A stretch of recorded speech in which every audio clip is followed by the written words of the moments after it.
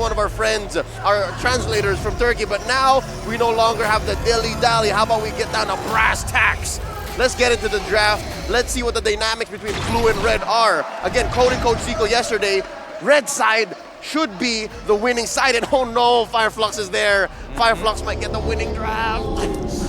Okay, so right off the bat, we are starting to see bands that are pretty much in the ordinary. We still have quite a lot of bands that can pretty much go on the way. When it comes down to all the probably win conditions that we want to look out for, I don't think that they would want to go for any marksman band this early. Junglers is probably what I want to look out for.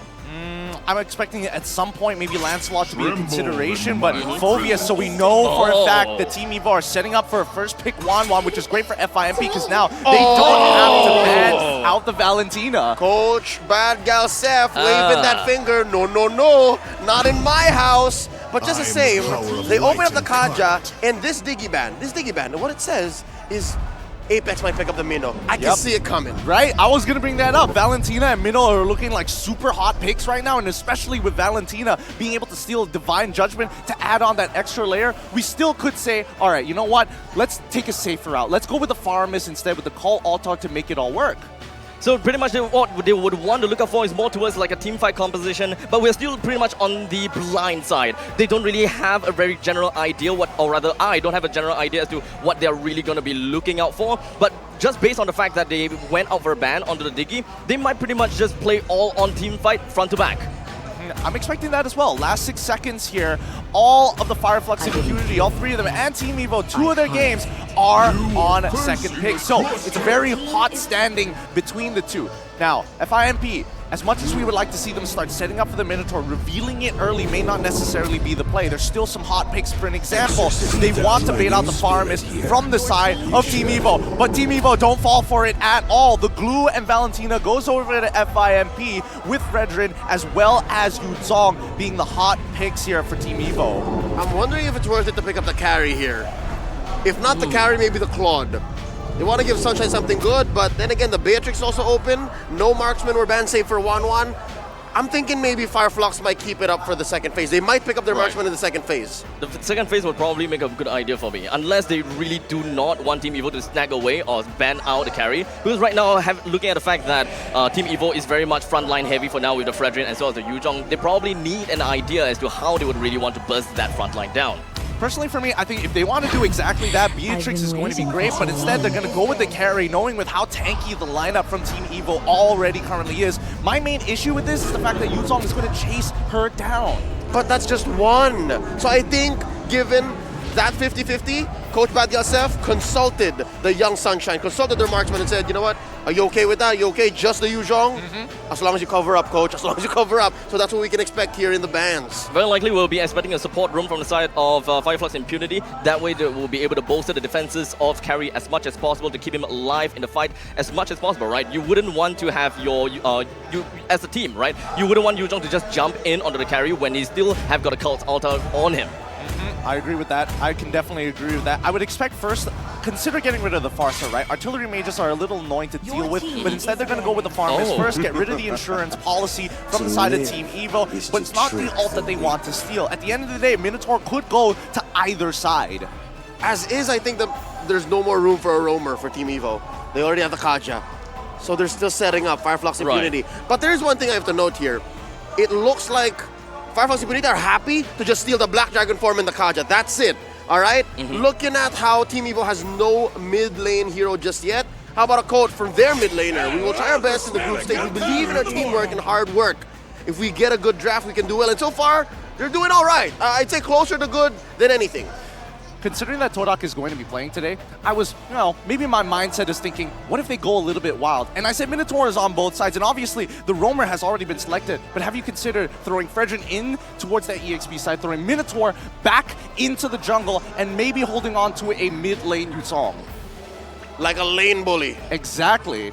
I'm really going out of the box here. If you're going Dark Horse style and we just need a sweep just to make it a knockouts, I'm with you. That's possible.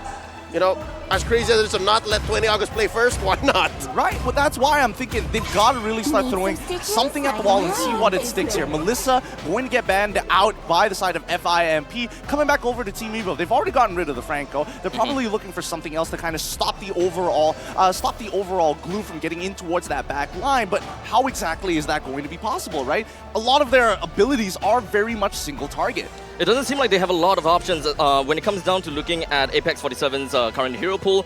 Not a lot of left out heroes, right? Where Kaja has already been picked out, Franco already been taken away. If you're looking at more of a lockdown basis, Lolita is definitely one of the things that they can look out for, especially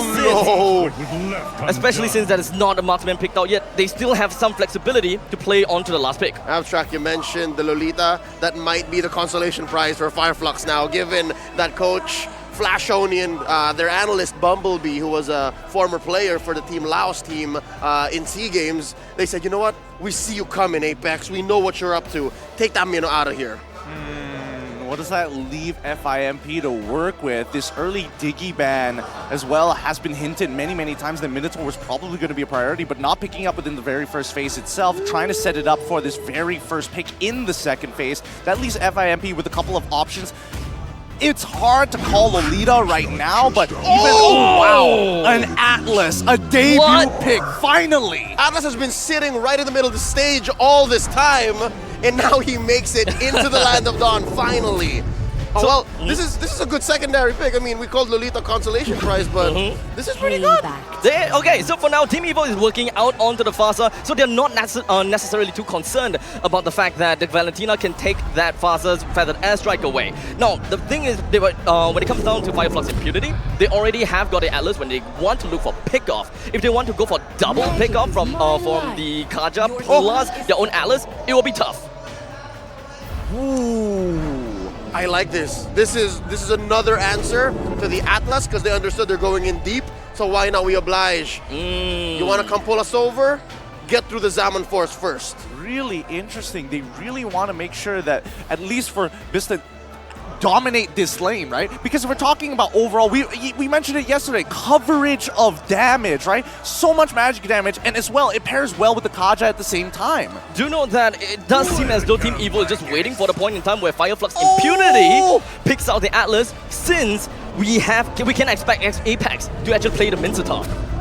Well, this is genius. That being said, ain't no Mincetar here, so that Harith, you can expect it to go roughshod, go unsupervised, as the small child that he is. Looking at the predictions, wow, the world is split, except for maybe Turkey. Of course. Of course, right? Understandable. As you will. Now, that being said, I like the Bane pickup here because just between the Kari and the Valentina, there wasn't much burst. There wasn't enough damage. So this Bane here, I'm not so sure if he's going to build it hybrid or at least much more sustained, the way Kaltizi did earlier in the groups, but I hope there's much damage here. I want that deadly catch to truly be deadly. I just don't want it to be a catch. Magic, right? That's right. Magic? Or even physical, I don't care. I think physical is the way to go this time. Clock of Destinies, it's going to take too long for you to scale, but at the end of the day, I was worried about disengage, and they found a way to disengage. All right. Ladies and gentlemen, here we go as we land into the Land of Dawn between Team EVO versus Flux Impunity. Nothing out of the ordinary here. Oh, look at that skid. Bargain Hunter on Bistone, and yes, the Rune Sentinel skin making its debut here in the hands of Apex 47. Last we saw him play this in M4. Boy, oh boy, was that a revelation. But now, nothing out of the ordinary. It's a man-to-man laning phase here. The laners are sticking to where they need to be. Nothing too out of the ordinary, of course, but you can definitely see that they want to walk up a little bit. Wait, hold on. Hello. Oh, okay. Doesn't seem like Flux Impunity would want to get into this fight. EVO, they're wanting to go for a lot more of the early game tempo and momentum in order to drive Flux Impunity away. Kazuya with the steal, you saw that? I'm pretty sure it looked initially like they wanted to do a fast 4, but instead, they just wanted to make sure they had litho priority. This means that Your Name is going to have a slight EXP lead, and especially for Bane, he's going to show up here on top side. Hello! Now Kira, deadly catch down on the Opa, almost bring him down, but Opa is just surviving based on the shot residue, and the only 1 minute and 20 seconds, first blood down onto Opa. He he missed out the opportunity to weave in an auto attack while he was already slowed by the Ale. And if he procced his shot residue, he might have been able to survive because Alien was a little far away and maybe he could have gotten a battle spell, but at the very least, that's going to be first blood over and a lot of pressure on that top side. So keep in mind, the FIMP, this is going to be a team composition that's designed about wombo comboing with each other. Good news, bad news, that's going to be at least Oper coming back in time for this first turtle coming up in about 10 seconds. Bad news is Fireflux already going in with a 1K gold lead. You can call it 1K here, especially since you're looking at a Bane. And I'm thinking this Bane is very definitely different from Carl Tizzi's. A 1500 gold economy on the Cura based on the fact that they pretty much brought down all the energy turrets at the top. But in the meantime, as well, we are immediately going to be looking at the whole FIB running down onto Team EVO as Opa was just pretty much hoping to get himself away from everything against Cura. But the shot is really just stacking up. He's still going to be alive. Numinim comes in from behind and he's still managing to bring everyone down. As Aki, as Numinim is going to be left 2v2. Alien tries to back himself off. Numinim and Aki still wants to hope for the best for their team as the mid lane duel still gonna be dragging out as long as we can. Alien goes on to the split. Kazu joins in and Apex just pretty much gonna be here as Nunim goes down. The entirety of Flux Impunity reigns in that fight. Scrappy, messy, and all the more favorable for Fireflux. Fireflux, even though they tried to escalate it. Personally, for me, they need to be a little bit more disciplined. Calm down for a second here, Kazu. A big Todd right on top of Kazu as they immediately bring the mid laner down, definitely helping Team EVO situation. Is this not what you were saying? They just needed to take it slow? Yeah. And then they overextended. They weren't done. I mean, technically, Kazu, he was greeting out. He had the flicker. He had an opportunity to use it. Didn't want to, was willing to die for it, and didn't expect to be followed up upon by your name, which is a little unfortunate. Oh, fun fact, since Atlas is making his debut, it is of Greek origin, that name, and it means to carry. I wonder if Apex is going to carry Fireflux to a victory here, given this, I don't know, messy start, because now they're going to be pressuring bottom lane. Here comes the Z-Force. Immediately, Sunshine's HP is not looking good. Biston did have to use his Summon Force, but in the meantime, looking all the way up north, we can pretty much tell that FIB is trying to put more pressure onto the EXP lane, forcing Open to run it down with his ultimate. Top to bottom, that's a DD, double disengage, unless Alien's looking for more. Nope. No dice here, but what is this? Second turtle coming up. Yep, second turtle coming up, and the way that Alien is managing this wave is great. They're trying to show that FIB ain't some limp biscuits here. They're going to be able to walk away from the time being, but again, combo components, I'm seeing the ultimates. Alien starting the fight off onto Your Name, pretty much it's just going to be stick right on top of Your Name. With, of course, with the ultimate, as the fatal lanes connect, Your Name flickers himself away and will be able to successfully disengage, but unfortunately Kazu joins in with a black dragon form, whittles him down, and FIB still even running it down to Opa. Doesn't seem like they would want to let him run away. The Petrify is pretty much used. Opa completely under fire, even under the turret's nose. In the meantime, Biston loses his fight against Sunshine down in the bottom. The Turkish take everything from that turtle into the purple, down bottom. They are barreling on forward, way ahead of EVO. About 2K, 2.5K now. How did Biston lose his 1v1 against Sunshine there? Something must have happened. Biston might have taken a really terrible trade, and you can see that even Sunshine flickered for it, so he really capitalized on it. Quantum step? Question mark, but now 3v2 down bottom. Apex 47 and Sunshine understands that most of the members from inside of EVO is pretty much gone. It's the dark side in their map, and they at least managed to get away completely unscathed. I understand what EVO is doing here. They're protecting their last safe lane. They lost the XP lane tier 1, and down bottom is their last chance to give Biston that ramp up into the mid game. He already has his Calamity Reaper. Ooh, Calamity Reaper purchase is going to allow him to get a lot more damage in these fights. But keep in mind, Nunim, big ultimate, and of course follow it up with three-man fatal link, but unfortunately not a lot of followers are going to be joined up here. The Daddy Cash is going to be tossed out from the side of Cura, and he brings Nunim down. Opa joins in the mid fight and tries to go over to the back line, but Alien is himself is going to be holding down the rest of the three from the back and effectively helping them to disengage. But EVO still have 4, and they might actually just want to take this time to take over the opponent's jungle. Is that not unfortunate? On 2 levels. Number 1,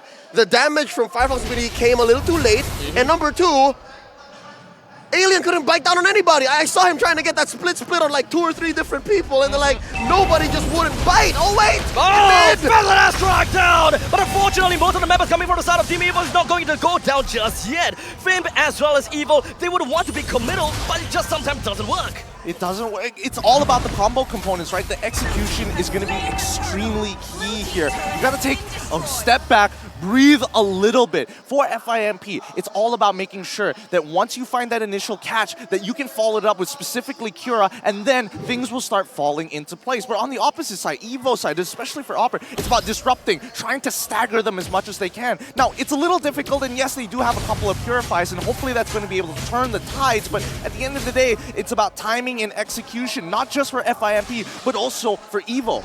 Between the two of them right now, I think Flux Impunity is still ahead of the game, maybe a step and a half ahead, given that they just traded that last turtle for a turret down bottom. So you can expect that Bistone is going to find farm elsewhere. I'd say as long as there's a 3 or 4 man presence in the gold lane here in the bottom, then this is how he wants to go. But that aside, I think there's a smart from Fireflux to send Sunshine down there to take down that tier 1, and then eventually it's the long lane from the First Lord. I don't know if they saw this coming.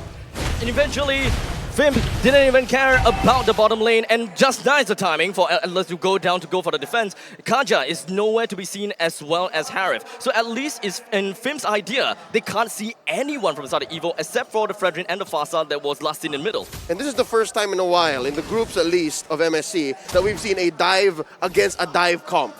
Yeah, and it's great, but the problem is that, at least with Atlas, he's able to table flip it so easily, right? You don't know when exactly he's going to be able to use his ultimate to completely turn that fight around, and the question is whether Opera, if he comes out too early from Black Dragon form, he could be in a lot of danger and bait the rest of his team into these fights. But notice that even the Deadly Catch is utilized to chunk down tier 2s. The tier 2 went down so quickly, and EVO didn't really have a response to that, as we see the conceal as Apex goes for a 2-man fatal legs, full down with Aki, dropping down with a feather airstrike, but it doesn't seem like he will be able to do much with that from that point onwards. Alien went over to the back lines, and Opa flying around the Blood Dragon form. Fimp eventually have to make all the way back and retreat. Oh, wait. Doesn't seem like the fight is gonna be ended just yet. Opa finds himself right in the face of Cura as he makes his retreat. Alien not able to land down any of those goos onto the front lines of EVO, but fight continues on. Alien can't go down, and Fimpe want to look at another avenue. I like the term, all those glues. Globules are very difficult to say, so glues are going to be the way to go. At the end of the day, these neutral objectives is going to be hard, especially for FIMP. They don't have a majority of their ultimate, big ticket ultimates just yet. Cura just got his Deadly Catch, and now he's waiting for Apex, who just got it online. And Apex threatening with a single man fatal links, I suppose, but they would want to bring down your name as soon as possible, so no more retribution from the side of Team EVO. Fimp takes the Lord that easily with no challenge. That was a little bit awkward. It kind of felt like Team EVO kind of let it happen. They looked at him and was like, sorry, buddy. Just, yeah. Full-on retreat. Okay, so I think that's just a byproduct of the fact that, yes, Flux Impunity is very ult-reliant, but EVO is as well.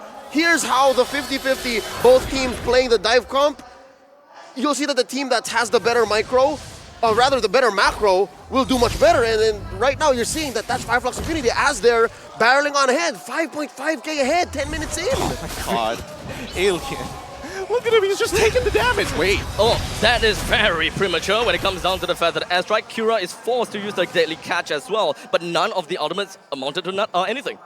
Here we'll see, 10 minutes in, I think we're going on full Turkish Delight.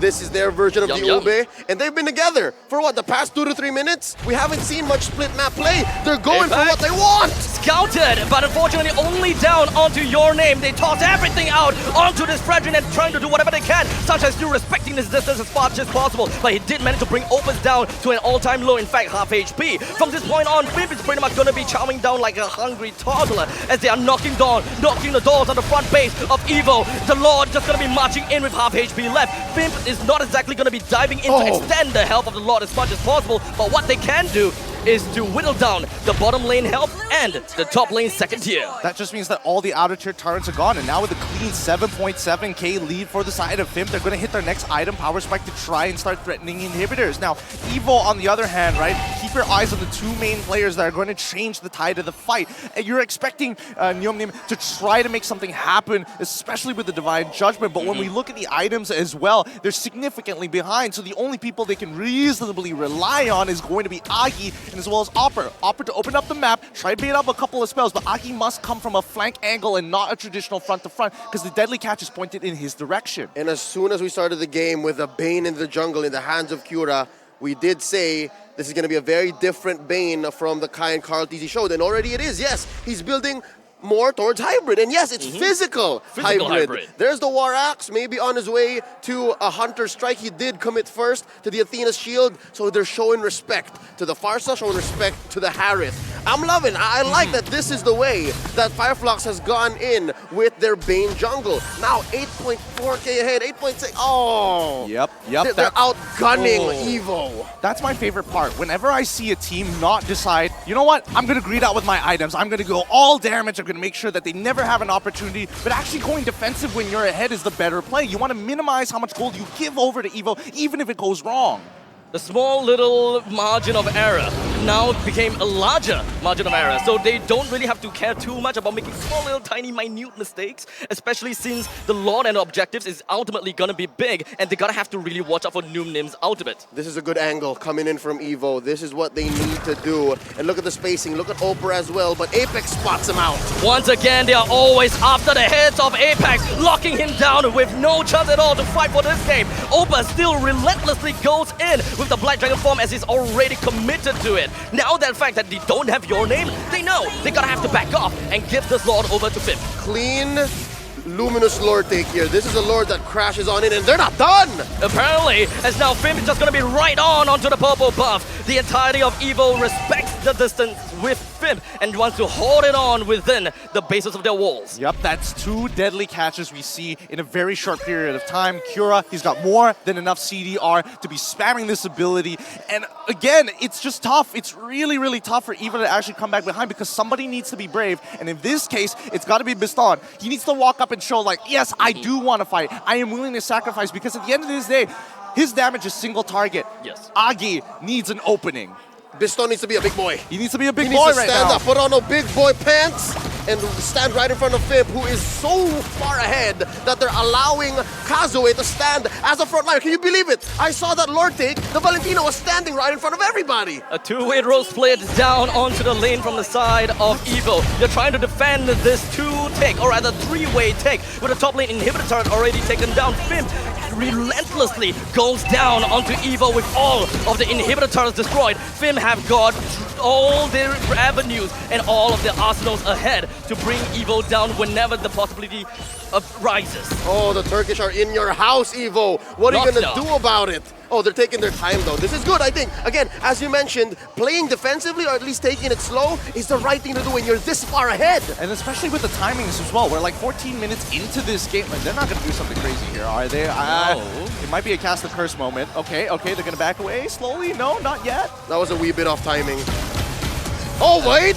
Big ultimate as well. The finger coming from the side of Union, but unfortunately there's not a lot of follow-ups coming from their side. Sunshine is still going to be respecting this, and as you go will be with Cura as well as Apex. The entirety of Fib is still not going to be taken down just yet. The alien runs away with just a sliver of health. However, EVO, they can't hold it down. They still would want to push all of their advantages. Fib backs it off a little bit and realizes that, hey, No-Name doesn't have a lot of HP left. We are just going to whittle down all of the lanes and keep our throne intact. Okay. 2 for 1. But they did get Sunshine, so that's some shutdown gold going over. This did buy EVO time. No, this doesn't buy that much time because, again, it's going to be quite a coin toss, right? Let's look at the replay one more time. How exactly did they catch Sunshine? Because they pulled Apex first and then the turnaround. So, breaking it down, we see Noonim, he finds Apex initially, but that feathered airstrike, especially with the mass chaos that they had, Sunshine gets out of range, thinking that he's going to be safe, but in that back line, he's not exactly the most comfortable. He jumps back into that fight and falls into range of Agi. He's trying to look for some value despite throwing himself right into the pool. It was clear that the call for Fireflux was to go all in. I think they embraced the fact that EVO was being aggressive, but they missed out on the point that, yeah, you're still inside EVO's base. You are down 11K, but it's still EVO's base, and they are very pick-off reliant. Again, that's what the Kaja buys for you. Yep. Remember what we talked about earlier, big boy pants. Kind of ironic because Bislan is playing a Leon and generally don't really have the biggest pants in the world, but at the end of the day, they need to bait something out of FIMP. And if he's enough of a threat, and if he finds the right targets to force it out of FIMP, they might have a chance. Piston haven't really found much dividends, but Fimp have a very good idea. They're constantly looking out for your name time and time again. And EVO's positioning just doesn't work out so well for them. The Lord goes down to the hands of Fimp, and they are ready for this Lord push that will potentially end the game. From minute 3 to minute 16:45,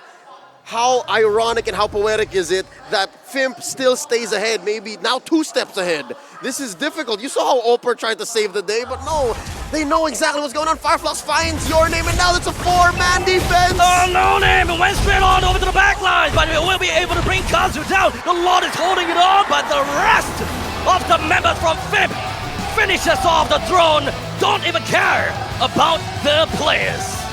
Woo! We gotta slow down here. We gotta slow down. There's so many. I'm expecting this game to go even further, maybe even all 3 of these games, because let's remember, both of these teams wanted to be on second pick. So it's one team at a time. Let the Turkish take this first game. Maybe EVO are able to bounce back once they get that second pick.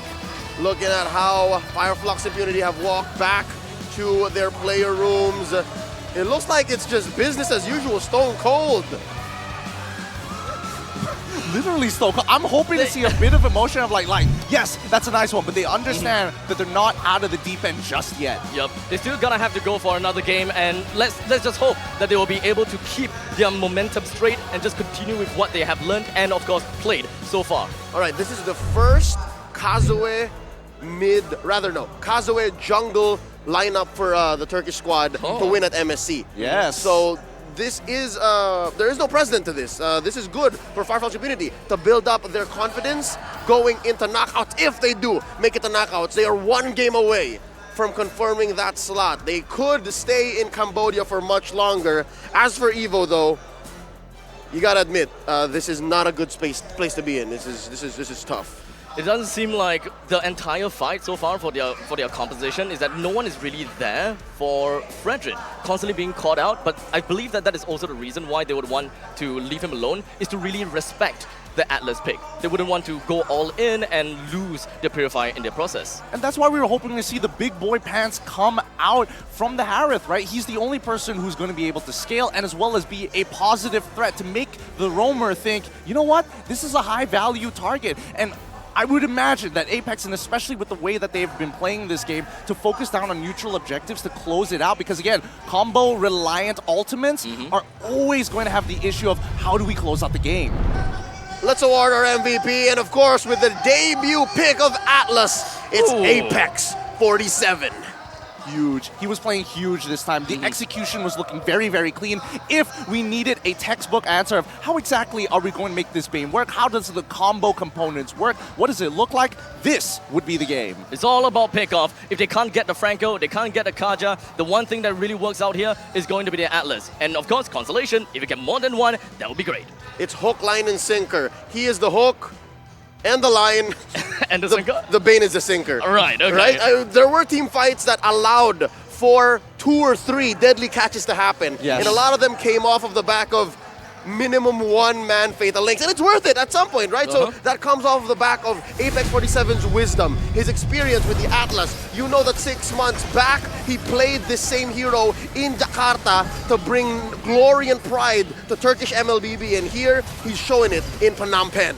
I actually want to highlight Alien for just a moment, because the way that he's playing it, he's so darn tanky in these fights. Like, even though the combo didn't work out as well, look at Alien in the back. He's looking at holding your name for as long as possible, and more importantly, he is just a secondary line to make sure that even if you do try to disengage or re-engage, I'll slow you down. Alien is the line. You can spell line with aliens letters, by the way. L-I-N-A-L. You got an extra letter too. I can't English right now. Just saying. But yeah, no, you're right. In addition to Apex's efforts, there is the glue that spaces you out. So you're afraid of both Fatal Links and the lethal grab. Right. So no matter what, you can't really just go all out and disrespect the space of Flux Impunity. They gotta have to find a proper way, and this is their way of dealing with it. Constantly having the Fredrin alone, but always at the same place. They're keeping Biston away from his big boy pants. Yeah, right. It's frustrating to see because again, they're overvaluing their battle spell here. Purify is generally a lot lower cooldown compared to something like a Flicker. I can understand if it's a Flicker, but if it's a Purify, you gotta utilize it at some point of time, and that's what I was hoping to see from Biston. And finally, when he gets that max items, he basically won a 1v, well, I would say a 1v1 essentially, against the Valentina towards the end. And here in the item builds, this is not a stat line you want to see on a Fredrin, and this is an item build that was compromised. It's so difficult to be your name in this game given that he only has a blade armor. When you're looking at a damage Bane. Physical, yeah. Right, look what the Deadly Catch is packing. Oh, Right. there you go, see Hunter Strike penetration, plus the War Axe Everything. with the stats. I get it, and as well, oh, the carry, we didn't even mention Sunshine. Yeah, we didn't even mention Sunshine. He was just having the time of his life, having, you know, one of his mistakes being like, oh, the team, it's time to back away. Sunshine's like, wait, one more auto attack, just one more, just one more. I can do it. Just one more. And that auto attack pretty much brings your team a long, long way. We've seen that Sunshine constantly tries to stick on top of team fights as much as he can, and even losing his own deal life for one, but at least he found a couple of values out of that. Let's have a look at the post-game stats now, because again, whoa, it's super skewed here. It may be a 7 to 16 kill score overall, but the Monster Gold stolen, damage to turrets. EVO was unable to kind of break through against FIMP. Not a nick to a turret? Nope. Again, that's how high octane and high velocity Fireflux was playing. They were just everywhere all the time, and EVO was forced to clog up those holes in their sinking ship. I'm not sure whether damage to turret is 100% correct, because I do remember a little bit of damage coming down to the bottom turret, if I remember correctly. At least. At the very least, right? Like, I understand, like, maybe 5 or, like, 100 or something. Right. That makes a little bit more sense, but complete 0 seems a bit of an overstatement here. But overall picture-wise, this is what happened, right? EVO could not get to the turrets, given how aggressive Fireflux was with just dominating the map.